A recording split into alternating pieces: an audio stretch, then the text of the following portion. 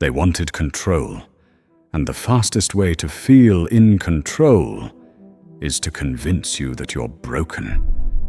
So they blamed you for the tension, for the silence, for the version of them their ego couldn't contain. They called you too much, too sensitive, too intense, unstable, too hard to love. And somewhere between their accusations and your self-doubt, you started to agree with them. But here's the forbidden truth. You were never the problem. You were the proof of everything they couldn't face in themselves. And that made you dangerous. Because people who are committed to denial don't want reflection. They want projection. They don't want truth. They want control over the story, even if it means rewriting you as the villain. They need you to be the problem, not because you are, but because they've built their entire identity around the illusion that they're not. This isn't about cruelty. It's about survival. Because if they can cast you as the unstable one, the dramatic one, the broken one, then they never have to face the shadow they've buried in themselves. You didn't disrupt their peace. You disrupted their delusion. That's why they couldn't just walk away. They had to destroy your self-perception on the way out. Because as long as you think you're the problem, they never have to face the reality that it was them all along. But why you? Why were you chosen to play this role? They weren't reacting to you. They were reacting to their own reflection. Because you didn't just show up in their life.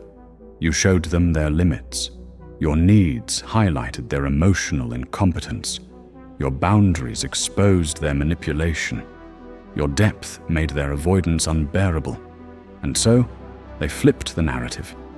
Suddenly, your standards became control. Your self-respect became selfish. Your hurt became hysteria. This wasn't miscommunication. It was strategic projection. A quiet psychological war where their wounds wore your name. You became their excuse for staying exactly the same. They didn't have to face their shame.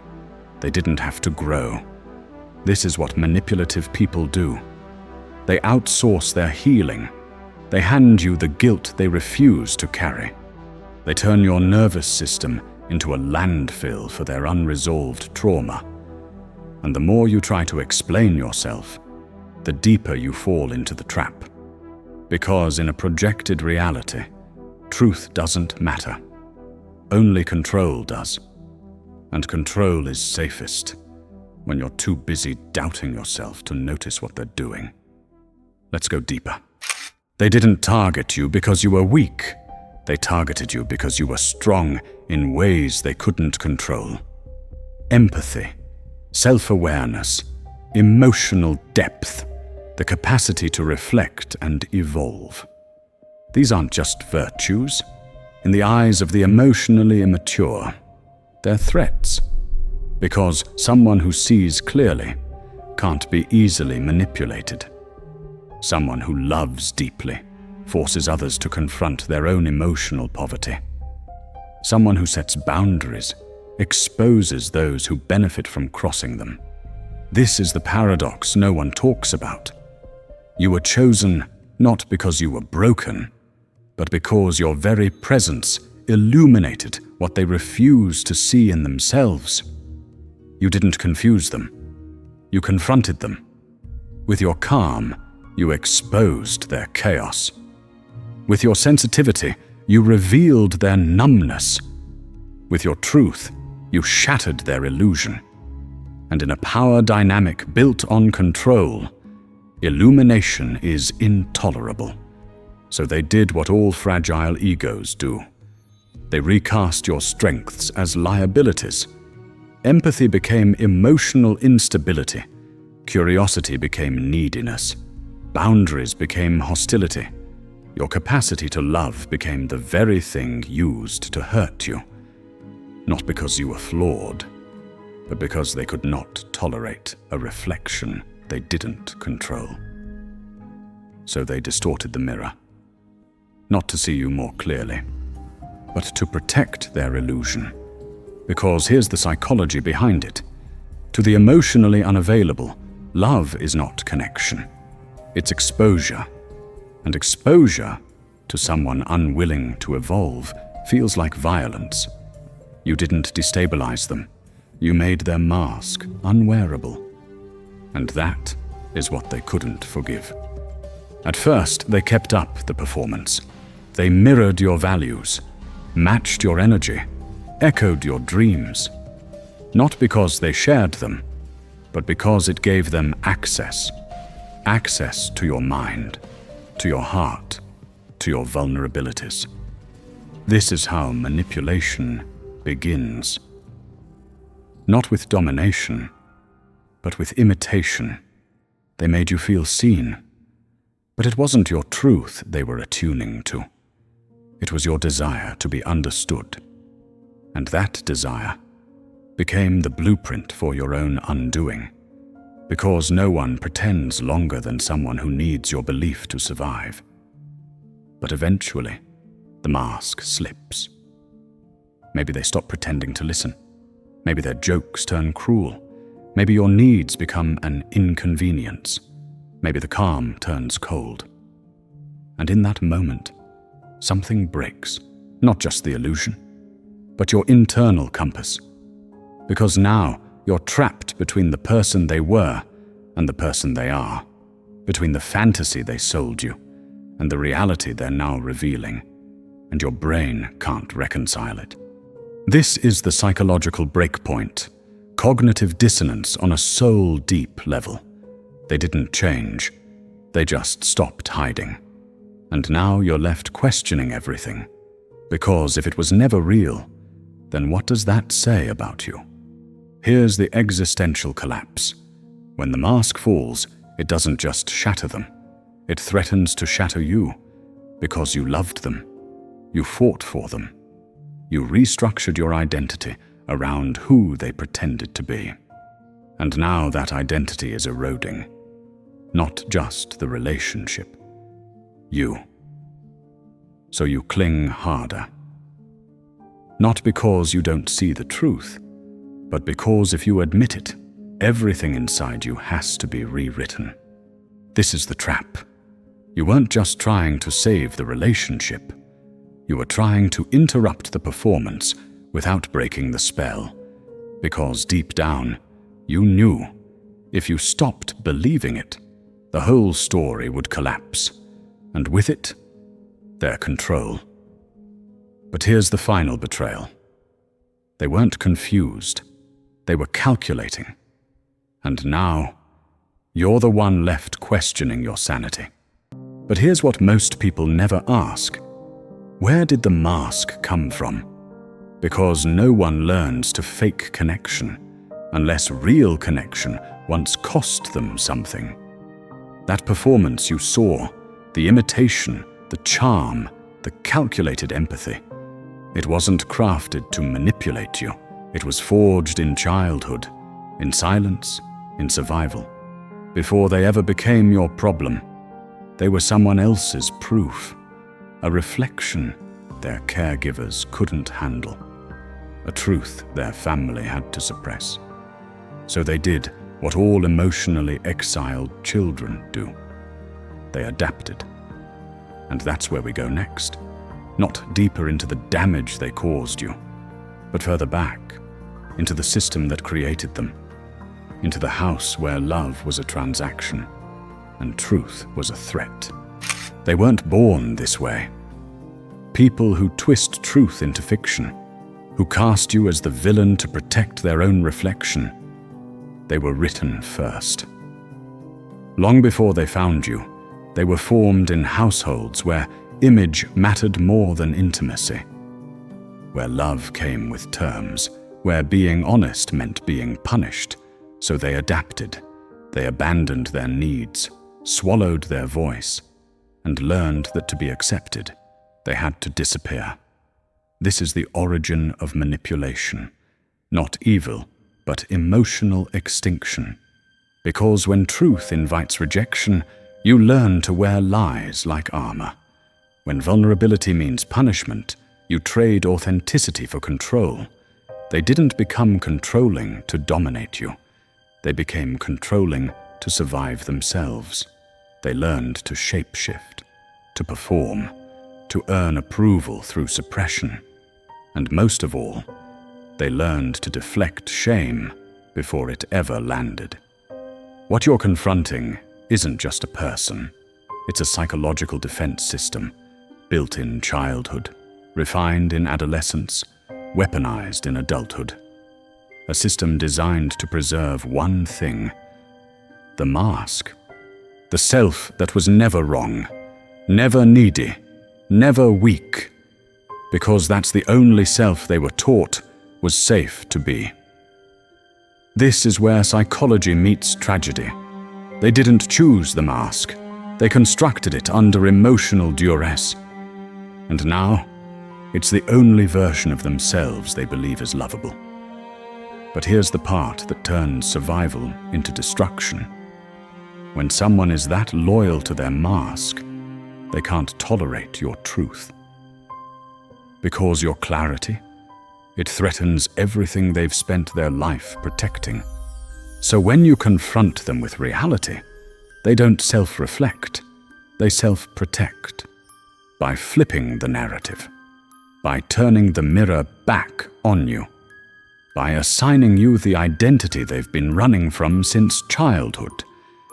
This is projection as psychological survival.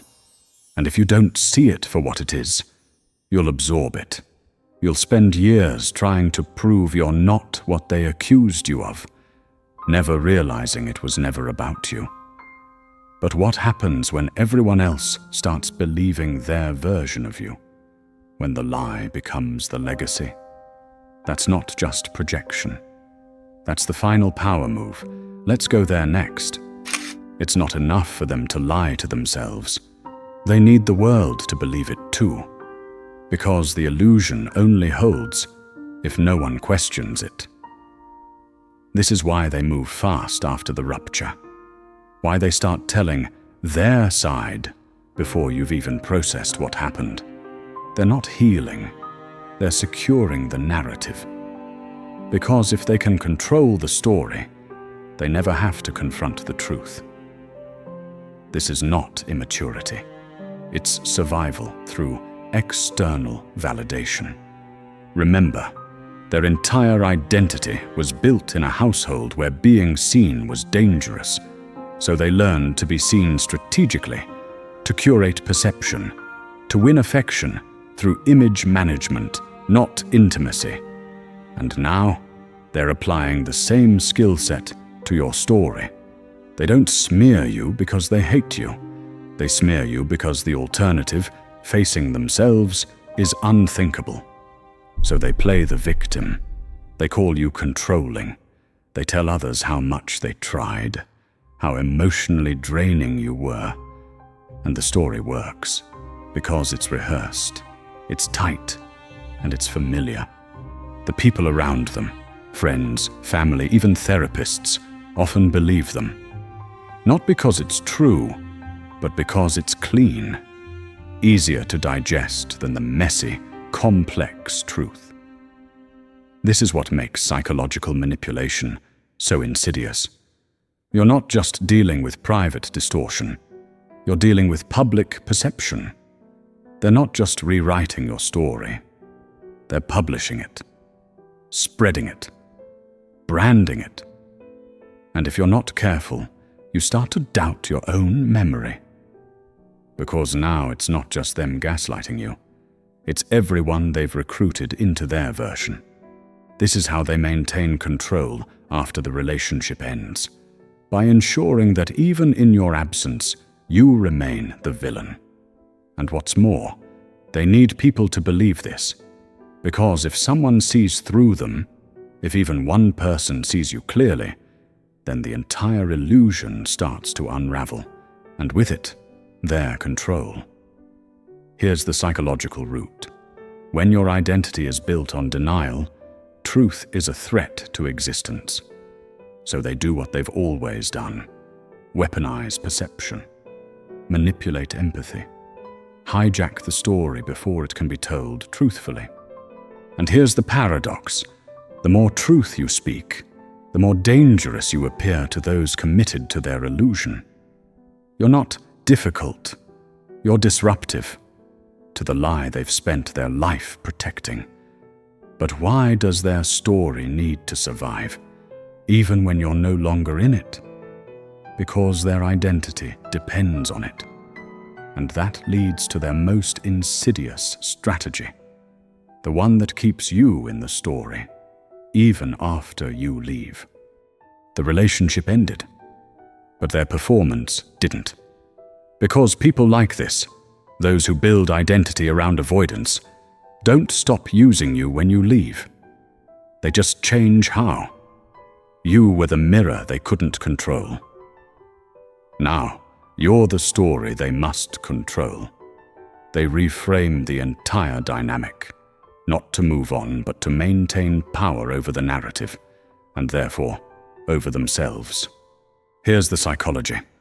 When someone builds their identity on denial, they must preserve the illusion at all costs, not just privately, but socially. So they keep speaking about you, not directly, not obviously, but in all the ways that matter. They drop hints, they seek sympathy. They preemptively frame your character as unstable, needy, manipulative, so that if you ever speak up, you'll already be discredited. This isn't random, it's strategic. Because if others believe their version of events, they never have to question it themselves. And if anyone starts seeing too clearly, they move fast to reinforce the script. You were the unstable one. You were the controlling one. They tried so hard. They need the people around them to affirm that story, because that story is now the scaffolding holding their identity together. This is where it gets darker. Even long after you've gone, they will continue referencing what they've been through, referring to the chaos you caused, the pain you inflicted, the heartbreak they barely survived. They're not reflecting, they're rehearsing, retelling the lie often enough to make it feel real, not just to others, but to themselves. Because here's the forbidden insight. In their psychological world, if your version of the story ever gains credibility, their entire self-image starts to collapse, and collapse is intolerable. So they keep you alive in their narrative, not to honor the truth, but to prevent it. You become a symbol of what they survived, of how much they grew, of why they're justified in never changing. This is post-relationship control. They use your ghost to keep their mask in place. They convert the relationship into mythology. They become the misunderstood hero, and you become the antagonist who made them stronger. This is not closure. It's narrative control extended into the future. And if you dare to disrupt it, if you share your version, speak the truth, or even just live visibly well, you become a threat to their stability. That's why they don't just erase you, they reassign you as a device in their performance, as a prop in their victimhood, as evidence for a story designed to protect them from accountability. This is the second betrayal. Not just what they did to you, but what they continue to do with your name. Because to them, the illusion is sacred, and the truth is treason. But what happens when the lie becomes their identity? When the performance replaces the person completely? That's where we go next. There's a point of no return. For some, the mask they crafted in childhood eventually fuses with the person they believe themselves to be. It doesn't just hide the truth, it replaces it. And when that happens, You're no longer dealing with a person who's avoiding accountability. You're dealing with someone who genuinely believes the performance. They're not pretending to be the victim. They think they are. They don't know they're manipulating, because the illusion has fully consumed the original self. This is the final phase of denial, when the curated identity becomes so ingrained, so rehearsed, so protected, that the real self is not just hidden, but forgotten. And it's why you'll never get closure. Because closure requires self-awareness, and they gave that up a long time ago. Not to hurt you, but to survive themselves. They can't admit fault, because there is no them left outside the illusion. Their whole life is now built on a story where they are always the one betrayed, never the one betraying, where they are misunderstood, never misunderstanding, where the chaos they cause is somehow always someone else's fault. This is the danger of the false self. When the mask becomes permanent, truth becomes impossible, not just interpersonally, but existentially. And anyone who threatens that illusion is framed as an enemy of their peace. This is why the more authentic you become, the more hostile they become in response.